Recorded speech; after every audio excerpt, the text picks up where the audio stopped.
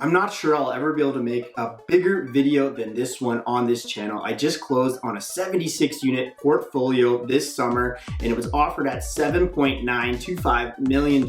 I can't believe it actually came together and I'm gonna tell you guys all about it. This is the biggest deal I've ever put together as a real estate investor and also as a real estate agent. What's going on, everybody? Jeff Weibel here, and I picked up a 13 unit building, a 21 unit building, and two other 21 unit buildings. So those ones are right beside each other. So that was a 42 unit parcel to make 76 more units to add to my portfolio. It has been a wild ride and I want to tell you guys all about how I actually did it. Originally, I planned to be closing on all of them at the exact same time, but in retrospect, that was actually pretty hard. So some of the closings were staggered throughout July and now into August right now. But it's all done and we have it all closed. So how did this actually happen? I do a lot of research late at night and I'm searching for buildings all the time because that's what my corporation is doing. We're buying large multifamily and we're trying to BRRRR the properties. So I'm up late and I'm finding old listings, expired listings, sold listings, and sometimes you can see the previous real estate agents that were attached to the deal.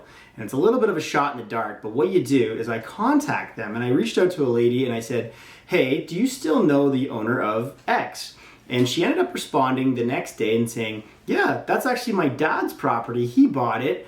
And I'm like, cool, if I showed you an offer, would you show it to him? And she's like, yeah, absolutely. However, he actually has a lot more properties. He has a whole portfolio. Would you be interested in buying that? Shut up and take my money. And to me, I'm like, are you kidding? Like, that is the jackpot of what I'm looking for. I reached out for 21 units and now I end up talking about 76 units. And we ended up coming to a value of $7.925 million. And this is before I even seen it. I really didn't know the rent rolls too well. I just thought I knew what I could do. I know I can BRRRR the buildings.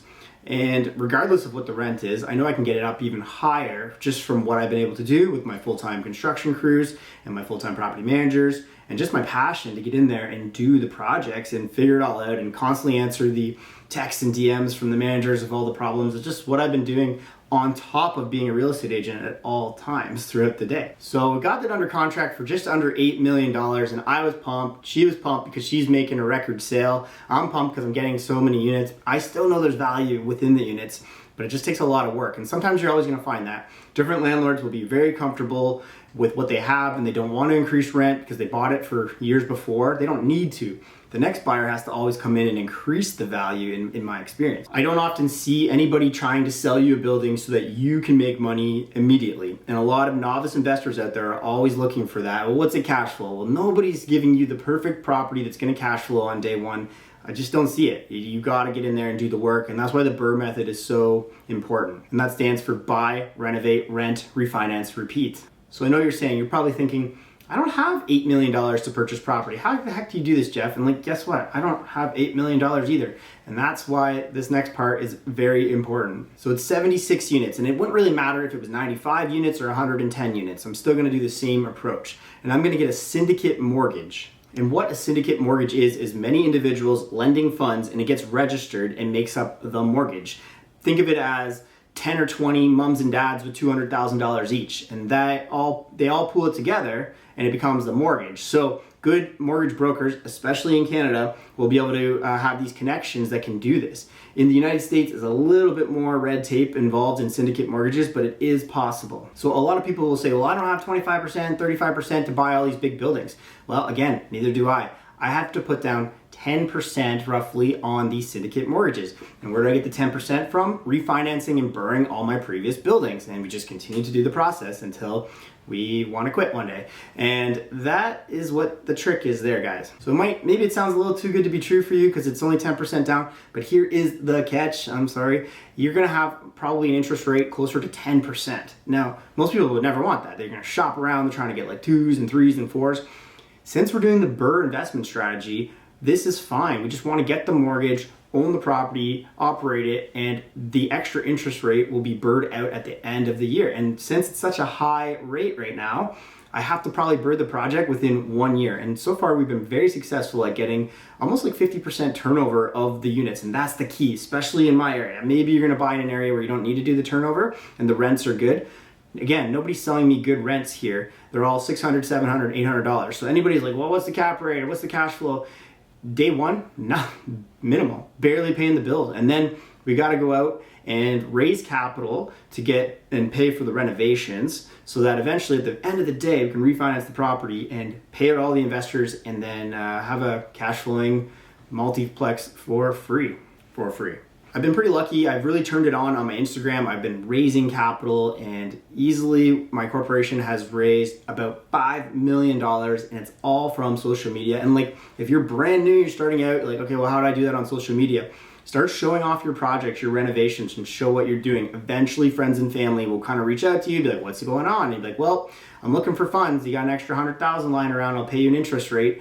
And that's kind of how it goes. And we have paperwork for that. But that's what I've been doing. I just show everything. And this channel's been pretty transparent for the last, three years. So it just shows people what I'm up to and the projects. And then same with Instagram, everyday posting. And yeah, been getting a lot of money from you guys. I really appreciate it. I will put a link in the description if you did want to look into the private lending, or if you want to copy my link and steal it for yourself if you're in the States somewhere and you want to learn how to do private lending.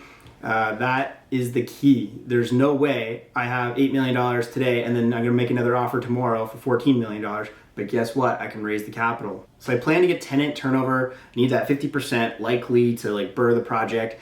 And that's going to be through natural means, through actual evictions, and possibly through keys for cash if the right scenario actually hits and the person needs the money to leave. We will gladly pay them to leave because there's more value in that unit for us to renovate it and rent it out to a higher value. Now, a lot of these units that I just picked up, the 76 units, like I was saying, would be $600, $700, $800.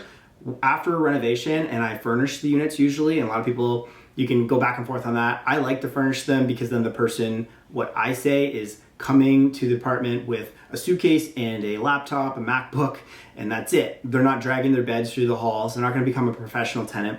They're likely just coming to a city for a reason, and maybe they stay there for 2 to 3 years, school, and maybe they're posted to the hospitals, that kind of stuff, and they will pay a good rent. And when you can furnish it, it's like half Airbnb. It's not Airbnb, but I mean, like, you just provide a turnkey solution to a tenant. Just imagine you had to move across the country, and if somebody's like, yeah, this one's furnished, or you got to go out to the furniture store day one of going to that city, it's a little intimidating. Maybe you'll pay an extra $200-$300, and what that does for us is get the rent rolls a lot higher. So when the rent rolls are higher times 76 units, the bank eventually at the end of the 1 year will say, wow, this portfolio is worth so much money, and they're going to give us the mortgage way higher. We can refinance that money out, and that's what it's all about. So here is another crazy part, and I left it towards the end of the video, so if you're watching, I actually negotiated a commission, a part of this deal, because I'm working away. I just can't do it all for free. I have, stuff I gotta pay for. But this is insane. This is $1 million listing stuff. I got a $196,000 commission check to buy this, and now I own it. $196,000 I negotiated. It's all been in the last so many years, just seeing a lot of investors in my area and on social media, talking in the 100,000s, not the 10,000s. So now I'm negotiating just under $200,000 in a fee. Insane. This year, I'm gonna beat that one day, but right now that's my top commission ever. And if we would have all closed on the exact same day, it would have been one paycheck. But since there was 3 different closings, it was like a trickle getting up to 196. But pretty cool. I've obviously advanced a little bit more getting into the big buildings, and this is the crazy, in my area, a $2 million house, maybe you can sell those every once in a while, maybe, and that's the top value of a homeowner.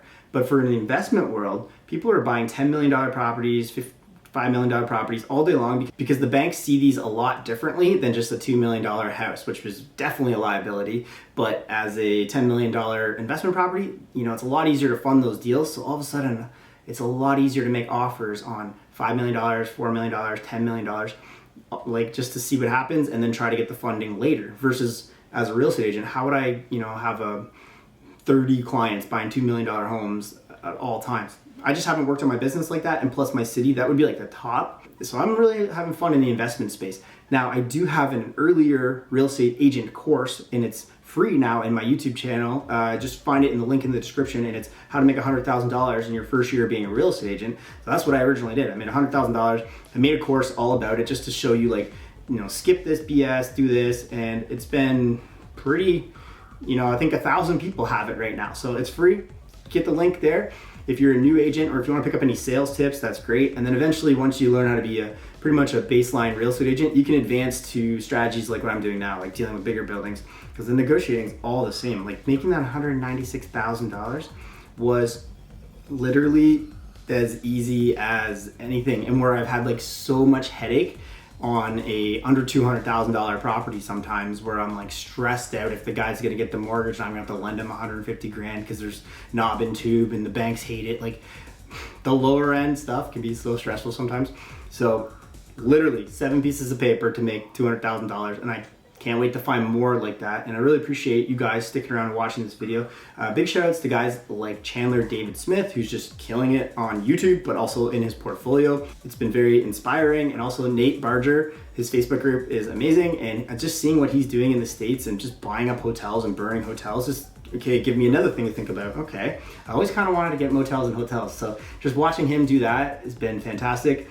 And I hope if you got anything out of this video, it's like, think bigger, all right? I literally was making $100,000 my first year being an agent, like working right to the buzzer to make that every day. And now it's like, okay, this year's been insane. And I will have follow-up videos on what I've been making. And then you guys really want to see the videos about my passive income as well too. So if you haven't already, make sure you guys hit the like button, you subscribe to the channel. I'm just a real estate investor, real estate agent that's providing you guys some value here. So if you got value, make sure you do that. And I'd love to see you guys check out some of the other videos, and we will see you on my next video. Bye.